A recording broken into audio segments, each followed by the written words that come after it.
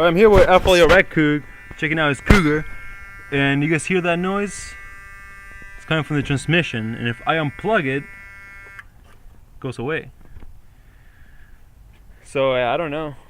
What the cool thing about his car is he's got a tower brace there to hold his shocks together, so better handling. And it's got some aftermarket springs which are like greenish, like teal. So if you guys know, that would be cool. Yeah, it's got nice rims too.